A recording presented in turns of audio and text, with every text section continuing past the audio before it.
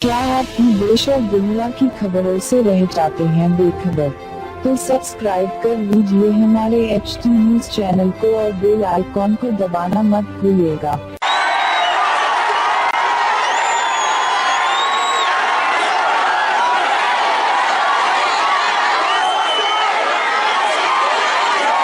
बिस्मिल्लाहिर्रहमानिर्रहीम।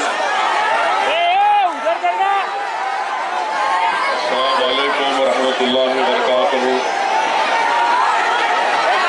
मोहतरम जनाब इम्तियाज जलील साहब,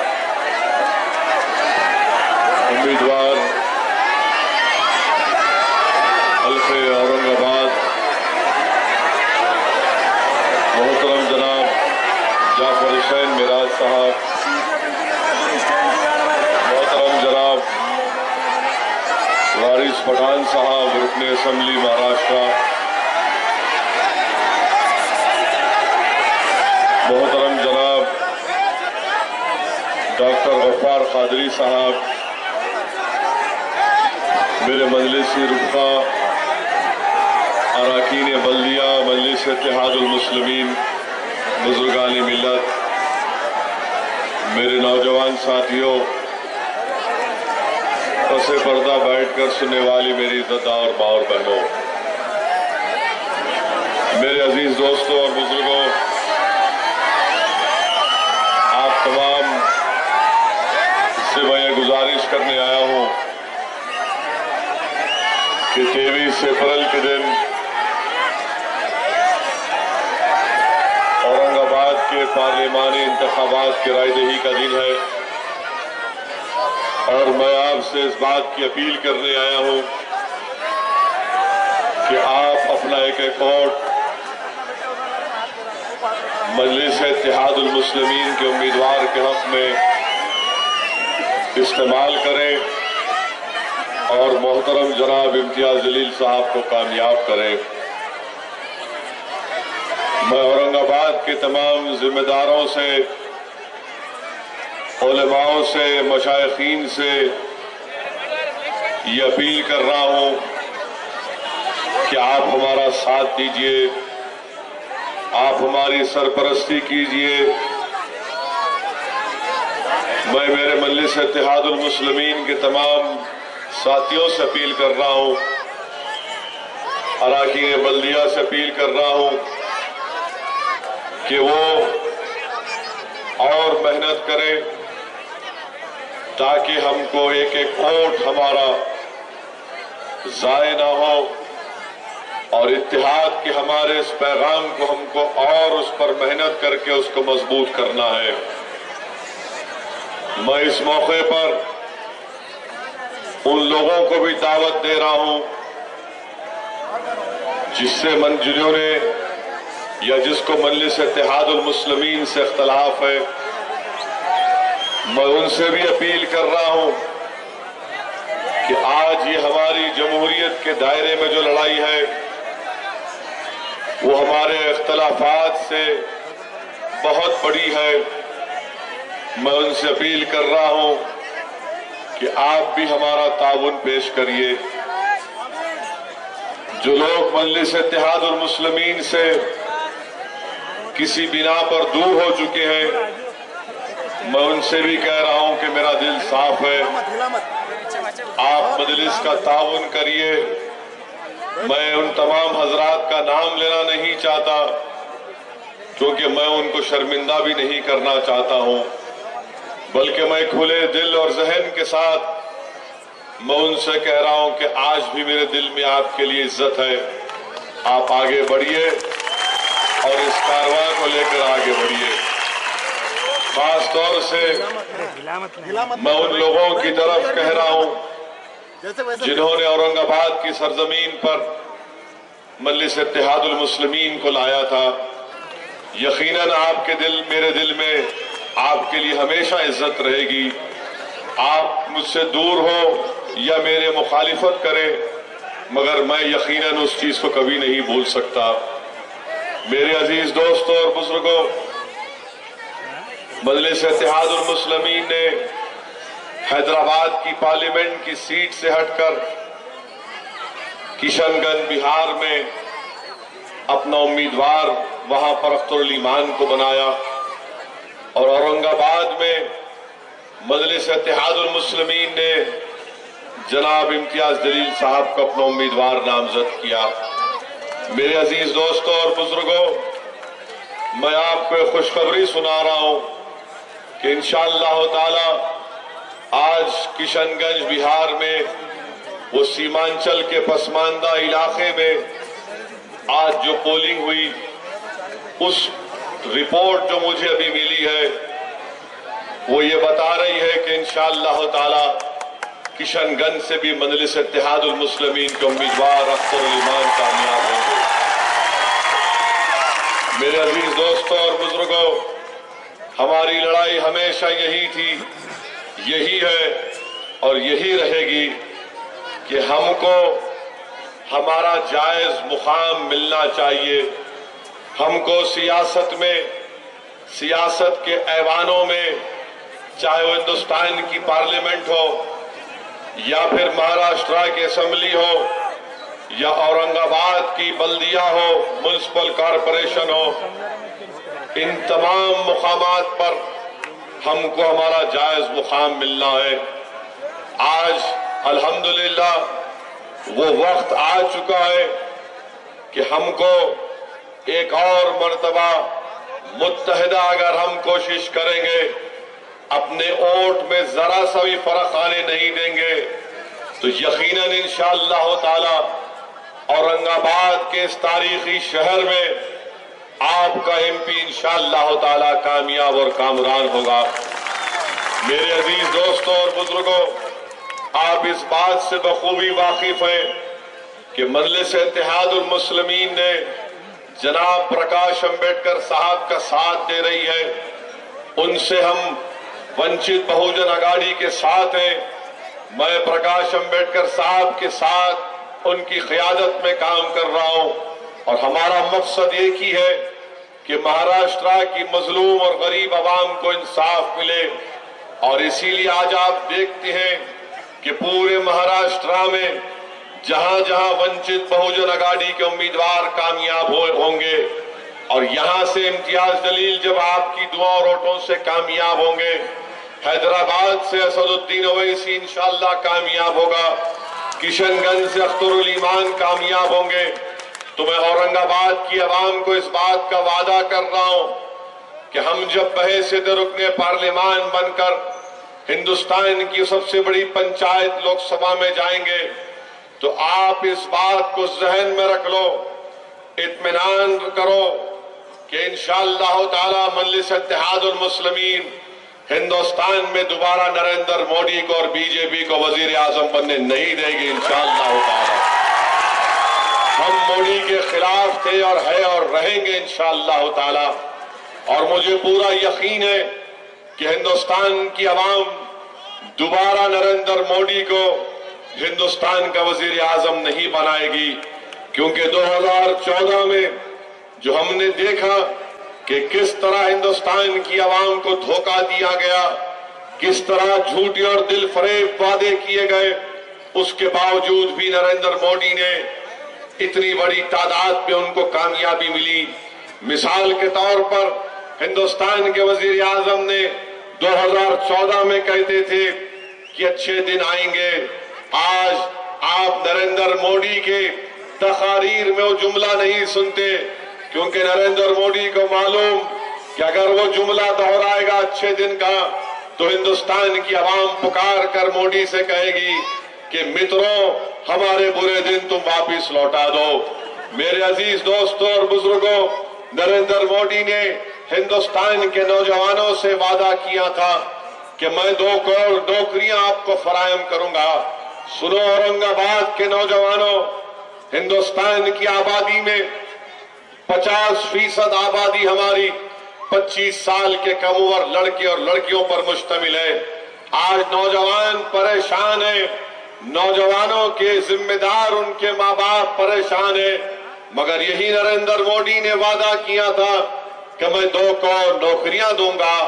बताओ, 2 करोड़ की जगह सालाना 5 लाख नौकरी नहीं दे सका। आज हिंदुस्तान के वजीर आजम नौकरी की बात नहीं करते। जब नोटबंदी की गई थी, यही असदुद्दीन ओवैसी था जिसने पुकार पुकार कर कहा कि नोटबंदी का सबसे बड़ा नुकसान गरीबों को, अक़लियतों को, दलितों को, उन लोगों को पहुंचेगा जो कैश पर कारोबार करते हैं। दुनिया ने मेरा मजाक उड़ाया। टीवी चैनल पर बैठकर ये तमाम जालिमों ने कहा कि ओवैसी फिर से फिरका परस्ती कर रहा है। मगर कल मीडिया ने रिपोर्ट किया कि नोटबंदी के बाद मेरे भाई 50 लाख नौकरियां खत्म हो गई और उस 50 लाख में सबसे ज्यादा नौकरियां जिसकी खत्म हुई वो तमाम के तमाम अक़लियतों से ताल्लुक रखते थे, दलित समाज से ताल्लुक रखते थे, ओबीसी समाज से ताल्लुक रखते थे। मोदी ने एक ही हरकत करके तमाम के तमाम लोगों के रोजगार को बर्बाद कर दिया।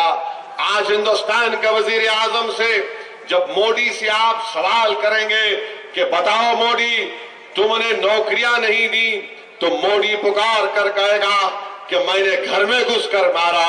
ऐ हिंदुस्तान के वजीर आजम, तुम झूठों के बादशाह हो, तुम झूठों के शहीनशाह हो। गरीब के घर में पैसे नहीं है, बच्चे को नौकरी नहीं है और तुम अपने झूठे वादे को कवर करने के लिए, उस पर निकाब डालने के लिए तुम कहते हो कि मैंने घर में घुसकर मारा। जब नोटबंदी की बात करेंगे तो मोदी कहेगा कि मैंने ब्लैक मनी को खत्म कर दिया। अरे कहां ब्लैक मनी खत्म हुआ? जहां जहां पैसे पकड़े जा रहे हैं, इतनी बड़ी तादाद में महाराष्ट्र में पैसे पकड़े जा रहे हैं इलेक्शन के दौरान, शराब पकड़ी जा रही है, सोना पकड़ा जा रहा है, तो बताओ हिंदुस्तान के वजीर आजम, ये पैसा कहीं वो जो अखबार में रिपोर्ट आई कि डुप्लीकेट पैसा प्लेन में लाया गया, बताओ क्या उसमें आपके लोग शामिल हैं? इतना पैसा कहां से आ रहा है? मेरे भाई ये बात आपको सोचना है। और एक बात जहन नशीन कर लीजिए कि हिंदुस्तान की पार्लियामेंट में आपको अपने नुमाइंदों की जरूरत है जो आपके मसाइल को उठाएंगे। औरंगाबाद में इम्तियाज जलील का नारा क्या है? क्या इम्तियाज जलील सिर्फ औरंगाबाद के मुसलमानों की बात करेगा? क्या इम्तियाज जलील सिर्फ औरंगाबाद के दलित समाज की बात करेगा? क्या इम्तियाज जलील गरीबों की बात नहीं करेगा? क्या इम्तियाज जलील औरंगाबाद की जामे तरक्की की बात नहीं करेगा? यकीनन इंशाअल्लाह ताला औरंगाबाद के हर फर्द की आवाज हिंदुस्तान के पार्लियामेंट में गूंजेगी, चाहे वो दाढ़ी वाला मुसलमान हो, चाहे वो ऊदा कपड़ा पहनकर दलित समाज का आदमी हो, चाहे औरंगाबाद का गरीब हो, ओबीसी हो, इन तमाम औरंगाबाद के शहरियों की आवाज इंशाअल्लाह ताला इम्तियाज जलील और पार्लियामेंट में उठाएंगे। इनका नारा यह है कि औरंगाबाद की जामे तरक्की के लिए, औरंगाबाद के डेवलपमेंट के लिए आप मजलिस का साथ दीजिए। मैं आपसे अपील कर रहा हूं मेरे अजीज दोस्तों और बुजुर्गों, एक तारीखी मौका हमको मिला है और जो लोग हमसे कहते हैं कि ख्वाब मत देखो, ये पार्लियामेंट का इलेक्शन है, ये बच्चों का खेल नहीं है, मैं उन लोगों से कहना चाह रहा हूं, मैंने सीमांचल की सरजमीन पर एक मौलाना की तकरीर को सुना था जिसमें मौलाना ने एक अच्छी मिसाल देकर बताया कि जब हाथी का बच्चा छोटा होता है तो उस हाथी के बच्चे के गले और पैर में जंजीर डाली जाती है और जब वो हाथी बड़ा हो जाता है तो जंजीर नहीं डाली जाती, उसके गले और पैर में एक रस्सी डाल दी जाती है और हाथी यही समझता है कि मेरे गले और पैर में जंजीर है। औरंगाबाद के गयूर अवाम, अब वक्त आ चुका है, बरसों के बाद एक वक्त आया है कि तुमको इस रस्सी को तोड़कर दिल्ली को जाना है इंशाअल्लाह ताला।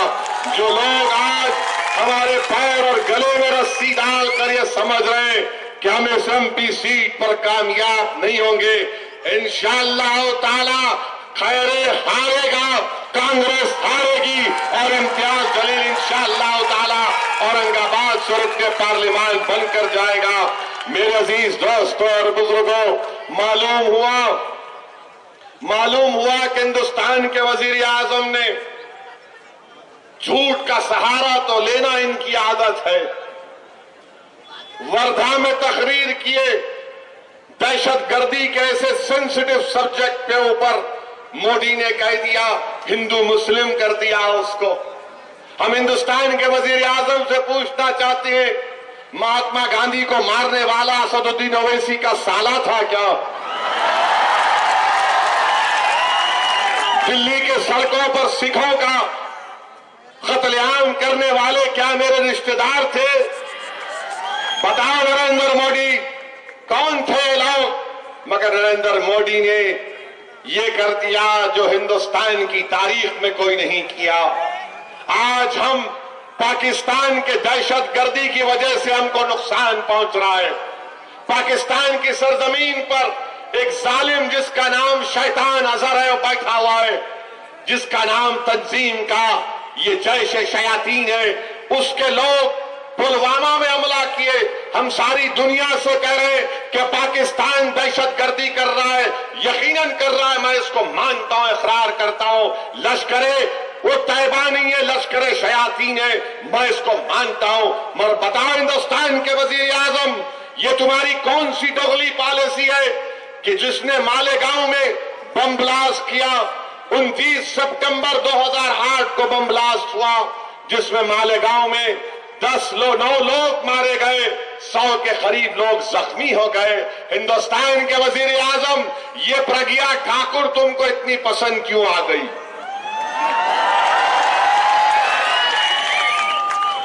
ये प्रज्ञा ठाकुर का आपके दरमियान में क्या टाका है? क्या बात है उसमें जो तुमको कोई और नहीं नजर आया? प्रज्ञा ठाकुर जिसके ऊपर टेररिज्म का इल्जाम है, अनलॉफुल एक्टिविटीज प्रिवेंशन एक्ट उसके ऊपर लगा हुआ है। 9 लोगों को आराम से भड़काऊ भाषण हो रहा। जंजीर टूटेगी इंशाअल्लाह ताला, मगर यहां नहीं टूटना है, 23 के दिन तोड़ना है जंजीर को। ऐसा निकाल के फेंक, बहुत हो गया। अब आपको बता रहा था, साध्वी प्रज्ञा ठाकुर, अरे बैठो पाशा, अभी वोट टाइम है, आराम से बैठो। अभी आज खाली इंटरवल है, पूरी फिल्म कल शाम में होंगी। आज खाली little very little, tomorrow full batting, complete batting, non stop hitting Modi, hitting Congress, hitting Shiv Sena, everyone. और पहला मार, चौकीदार आउट। अब आप सुनिए जो हम बात, साध्वी प्रज्ञा ठाकुर पर इल्जाम है कत्ल का। 6 लोग बम ब्लास्ट में मार दिए। NIA कोर्ट ने कहा कि उसके ऊपर UAPA चलेगा, मगर हिंदुस्तान के वजीर आजम जो सारी दुनिया में टेररिज्म बता रहे हैं कि पाकिस्तान से टेररिज्म उठ रहा है, उसको रोकना है। मेरे भाई, आज बीजेपी की मैनिफेस्टो में लिखा गया कि जीरो टॉलरेंस फॉर टेररिज्म, और बीजेपी साध्वी प्रज्ञा ठाकुर को अपना उम्मीदवार बनाती है। हिंदुस्तान के वजीर आजम, क्या ये टेररिज्म का माने तुम्हारे पास नहीं रखता कि मरने वालों का नाम कुछ है तो तुम उसको टिकट दे दोगे? 9 लोग मारे गए, 100 लोग जख्मी हो गए। सोचो थोड़ी देर के लिए, ये कैसी पार्टी है, ये कैसा NDA है जिसके खिलाफ टेररिज्म का केस है, उसको आप टिकट देते हैं। और उसके खिलाफ इल्जाम है कि उसकी मोटरसाइकिल के ऊपर मालेगांव में बम रखा गया था, जिसकी वजह से लोग शहीद हो गए, 100 से ज्यादा लोग जख्मी हो गए। और वजीर आजम को हिंदुस्तान में कोई कैंडिडेट नहीं मिला। कैंडिडेट मिला तो जिसके खिलाफ टेररिज्म चार्जेस था। अगर मैं किसी जेल से एक बच्चे को छुड़ा के लाऊं जिसके खिलाफ टेररिज्म का केस होगा और उसके साथ डाइस पे खड़ा करके उसके गले में हाथ रख के फोटो लूं, तो खुदा की कसम हिंदुस्तान का मीडिया 2 दिन तक आपके दूल्हे भाई का चैनल पर फोटो दिखाते रहेगा। मगर मोदी है, इनका बाप है, मगर याद रखो तुम तमाम का बाप गुरु घंटाल तुम्हारे सामने खड़ा हुआ है। क्योंकि मोदी करता है तो इनको कुछ बात नजर नहीं आती। अब एक अहम बात सुनो, मेरा जवाब दो इस सवाल का। आप लोग, आपको जवाब देना पड़ेगा। साध्वी प्रज्ञा ठाकुर ने कहा कि ये इलेक्शन एक धर्म युद्ध है। साध्वी प्रज्ञा ठाकुर ने कहा ये इलेक्शन धर्म युद्ध है। अगर मैं कह देता औरंगाबाद का ये इलेक्शन धर्म युद्ध है तो क्या करते टीवी चैनल वाले? ओवैसी ने शुरू कर दिया हिंदू मुस्लिम हिंदू मुस्लिम।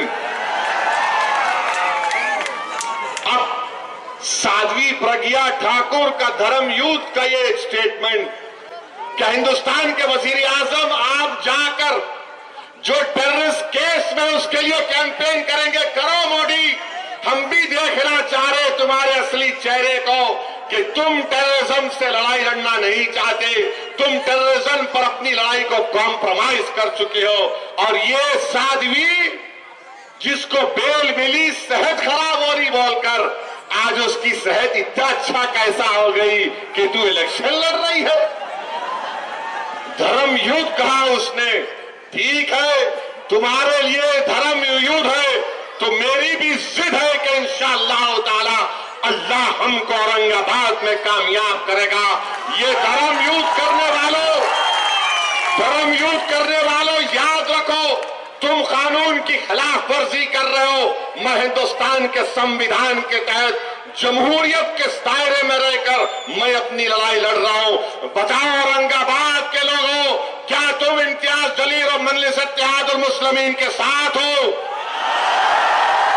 क्या तुम मेरा साथ दोगे मेरे भाई? क्या तुम 23 तारीख को लाखों की तादाद में निकलकर अपने वोट का इस्तेमाल करोगे? तो जवाब दे दो दिल्ली के जालिमों को कि ये धर्म युद्ध नहीं है, ये जमहूरियत है, जमहूरियत है। और गरीब और मजलूम मिलकर इंशाअल्लाह ताला अपने पार्टी को कामयाब करने का वक्त आ चुका है। डरने और घबराने की जरूरत नहीं है। मालूम हुआ, अभी अभी खबर आई कि खरगोश भी एक्टिव हो गया। खरगोश बिल से निकला है। ठीक है, तेरा गाजर तो हम खाएंगे इंशाअल्लाह। और ये झांबर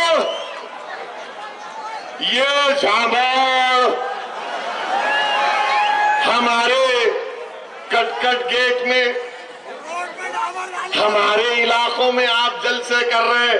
करो झांबर, तेरा फिर से झांबर होने वाला है, तेरा फिर से झांबर होने वाला है। कांग्रेस पार्टी के पास अब नहीं है। मैं जिम्मेदारी के साथ कांग्रेस के लीडर से कह रहा हूं कि औरंगाबाद की शहर की हद तक इंशाअल्लाह ताला ओवैसी जब तक जिंदा रहेगा, मैं तुम्हारी सियासी दुकान को बंद करा चुका हूं। तुम यहां अपनी रोटी नहीं सेक सकोगे। खरगोश निकलता है, अखबार को काला करता है। इंशाअल्लाह ताला तुम्हारी दुकान बन चुकी है, तुम्हारी दुकान खत्म हो चुकी है। अब इंशाअल्लाह ताला खैरे को औरंगाबाद की आवाम बाय बाय करने का टाइम आ गया। बाय बाय करने का टाइम आ गया मेरे भाई। पानी का मसला है, पीने के पानी का मसला है। अरे वो शख्स जो हिंदुस्तान की पार्लियामेंट में एक लफ्ज नहीं बोल सकता बराबर, वो वीडियो देखे ट्रेन का, देखे कितनी ट्रेन चली, 2 ट्रेन आई, 3 ट्रेन, अरे पढ़ के भी नहीं। क्या बात है, क्या बात। अच्छा, तीसरा कैंडिडेट जो है, क्या नाम है?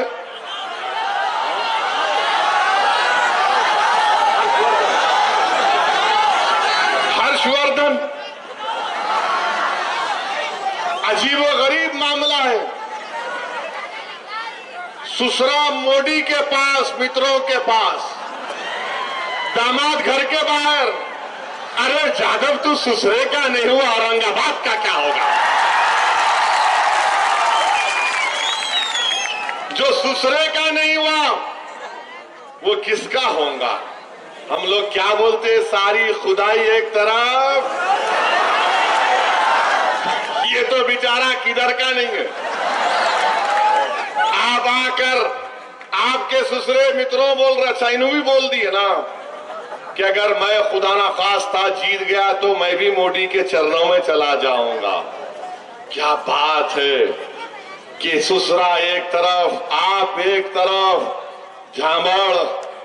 झांबड़ का झांबड़ होगा। जितने लेना है जल्दी ले लो, क्योंकि कल से ऑटो का मीटर खत्म होने वाला है। जितने ले लो, खाजा का लंगर है, लूटो बाबा, लूटो, खाओ उसका, मगर मजलिस जिंदाबाद के नारे मारो। झामर का लेना है, इम्तियाज जलील को वोट देना है। बहुत इनके पास लालच है, बहुत इनके पास अज़ाइम है।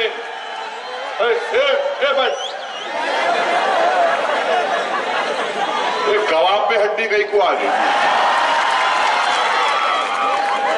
मेरे भाई, मेरे अजीज दोस्तों और बुजुर्गों, बच्चा अपना है, आया रिकॉर्डिंग, फेसबुक फसाद बुक है वो। मेरे अजीज दोस्तों और बुजुर्गों, मेरी आपसे एक अहम गुजारिश है। मैं आपको बता रहा हूं, एक तरफ इम्तियाज जलील का चेहरा है, एक तरफ खैरे है, झांबड़, और क्या नाम बोले जिसका, जो सुसरे का नहीं हुआ, क्या नाम, हाँ जो भी है। ये चारों की फोटो देखो, आप चारों को रखो, देख के गौर से देखो किसका चेहरा आपको मुतासिर करता है। इम्तियाज जलील की मुस्कुराहट बड़ी डेंजरस है, मैं जानता हूं मुस्कुराहट को। उसके कई किस्से हैं अलीगढ़ के, वो बाद में बताऊंगा तुम्हारे को, मैं अभी नहीं बताऊंगा। बात देखो कितना हंस रहे, देखो अंदर से हंस रहे, अंदर से। अलीगढ़ का नाम आते कि इम्तियाज बाग हो जाते। बहरहाल ये चार लोगों की फोटो देखो और दिल पर हाथ रखकर ईमानदारी से बोलो कि किसके चेहरे में तुमको उम्मीद और शराफत नजर आती है, किसके चेहरे में तुमको औरंगाबाद का मुस्तकबिल नजर आता है, किसके चेहरे को देखकर तुमको एक इत्मीनान की नींद हमारी मां और बहनों को आती है। अगर रात के अंधेरे में मेरे बच्चे को कोई हाथ लगाएगा तो मैं किसको फोन करूंगी, कौन दौड़ता हुआ आएगा और कहेगा कि अम्मा तू परेशान मत हो, मैं तेरा बेटा हूं। कौन नजर आएगा आपको? जोर से बोलो, और जोर से बोलो, और पुकार के बोलो। सुन लिए झाबर, सुन लिए, खैरे तू तो गया, अब कुछ नहीं चलेगा खैरे। अब औरंगाबाद की आवाम हिंदू मुस्लिम के नाम पर वोट नहीं देगी, नफरतों की दीवारों को औरंगाबाद की आवाम तोड़ेगी। प्रकाश अंबेडकर के तमाम चाहने वाले और मजलिस इत्तेहादुल मुस्लिमीन और औरंगाबाद की आवाम इन नफरतों की दीवारों का खात्मा करेगी और इंशाअल्लाह ताला औरंगाबाद में मेरे भाई हम एक नई तारीख रकम करेंगे। मेरी आपसे सिर्फ यही गुजारिश है कि 23 तारीख के दिन आपको अपने घर से निकलकर वोट डालना है। एक एक वोट को इस्तेमाल करिए पोलिंग बूथ पर। 23 तारीख के दिन सुबह निकलिए, शाम में 5 बजे अगर आप लाइन लगाएंगे और लाइन इतनी है तो 5 बजे से हटकर भी 10 बजे तक भी पोलिंग चल सकती है, मगर वोट डालना है, जमहूरियत को मजबूत करना है, औरंगाबाद को बचाना है, औरंगाबाद को डेवलप करना है, औरंगाबाद के उन बस्तियों में जहां पर हमारे घर है, अगियारों के घर है, गरीबों के घर है, जहां पर पीने का पानी दस्तयाब नहीं है, वहां पर डेवलपमेंट लाना है। मेरे भाई, आज उठने का वक्त है, उठो। आज उठने का वक्त है, उठो। डरने और घबराने की जरूरत नहीं है। और जब नतीजा आएगा 23 मई को, क्या दिन होगा 23 मई को? रमजान की क्या तारीख होगी? 17 रमजान इंशाअल्लाह होगी 23 मई को। क्या हुआ था 17 रमजान को? मालूम तुम लोगों को, या खाली टिकटॉक, फेसबुक यही मालूम आपको? इंस्टाग्राम, स्नैपचैट मालूम?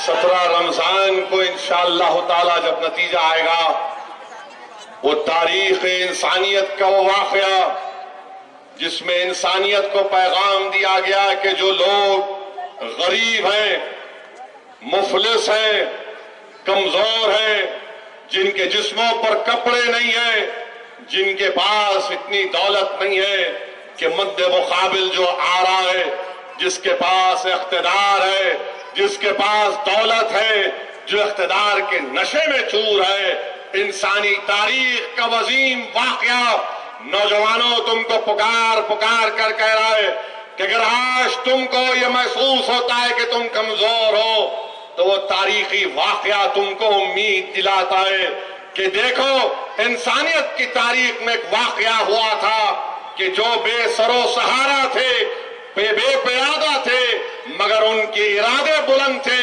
उनके इरादे इतने बुलंद थे कि वो ख्वाब देखते थे, उस ख्वाब को हासिल करना उनका मकसद था। उनकी खुसूसियत ये थी कि अल्लाह की जात पर टूट तवक्कल करते थे। तो नौजवानों, डरने और घबराने की जरूरत नहीं है। मैं बुजुर्गों से अपील कर रहा हूं कि आपने 2014 में एक फैसला ले लिया है। अब औरंगाबाद नहीं रहा, ये मजलिस इत्तेहादुल मुस्लिमीन का दिल बन चुका है। और इंशाअल्लाह ताला सुबह क़यामत तक ये मजलिस इत्तेहादुल मुस्लिमीन का दिल रहेगा। मेरी आपसे गुजारिश है, वोट डालिए, और जब नतीजे आएंगे तो इंशाअल्लाह ताला आप देखेंगे कि तारीख में और मौजूदा दुनिया में जितने अबू जहल हैं, इंशाअल्लाह ताला इन तमाम अबू जहल का जमहूरी तरीके से इनका खात्मा होगा। मेरे भाइयों, अपनी माँ और बहनों को लेकर पोलिंग बूथ को जाओ, अपनी माँ और बहनों को लेकर पोलिंग बूथ को जाओ। और मैं वादा कर रहा हूं आपसे कि हमारा मजलिस का एक रुकन है, आज से 2 दिन पहले मैं उसके घर को गया था। उसने लाकर मुझसे कहा कि मेरी बेटी 11 साल की है, वो 2 दिन से रोजा रख रही है मजलिस इत्तेहादुल मुस्लिमीन की कामयाबी के लिए। मैंने कहा कि तुम्हारी बच्ची कहां है? उसने अपनी बच्ची को लाया। मेरे भाई, मेरे आंख से आंसू चले गए कि जब मैंने देखा कि 11 साल की बच्ची है और उसका सीधा हाथ बिल्कुल इतना सा है, मेरे आंख में आंसू आ गए।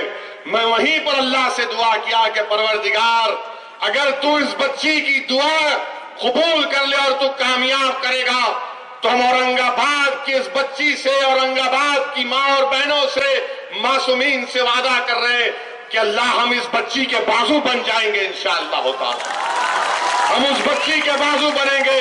और इम्तियाज जलील साहब, आपको भी याद रखना पड़ेगा, ये मोहब्बत मोदी को भी नहीं मिलती, ये मजमा, ये मोहब्बत, ये लगाव हिंदुस्तान में किसी भी सियासी पार्टी की लीडर को नहीं मिलती। अल्लाह आपको सलामत रखे। अगर अल्लाह मुझे 100 जिंदगी देता तो खुदा की कसम में यही कहता कि अल्लाह, हर बार जब मरूं तो मुझे औरंगाबाद की सरजमीन में मौका मिले। मैं सलाम करता हूं आपको, और अल्लाह गवाह है, मैं वोट हासिल करने के लिए नहीं कह रहा हूं। मेरी नीयत एक ही है कि अगर सब्ज गुंबद के मकीन के उस साए में जगह नहीं मिली तो अल्लाह मुझे औरंगाबाद की सरजमीन में इन नौजवानों के खंभों के ऊपर मैं किसी तुम्हारी एक 10 गज जमीन में मुझे जगह मिल जाए। मुझे इतनी मोहब्बत है इस जगह से, मुझे इतनी मोहब्बत है खुदा की कसम औरंगाबाद से। और याद रखो, मैं तुम्हारी मोहब्बत को शर्मिंदा होने नहीं दूंगा। मैं तुम्हारी हर उस इम्तिहान पर इंशाअल्लाह पूरा उतरने की कोशिश करूंगा। ये ट्रेलर था, कल पिक्चर है, आना देखने। खुदा हाफिज, बहुत बहुत शुक्रिया। अस्सलाम वालेकुम।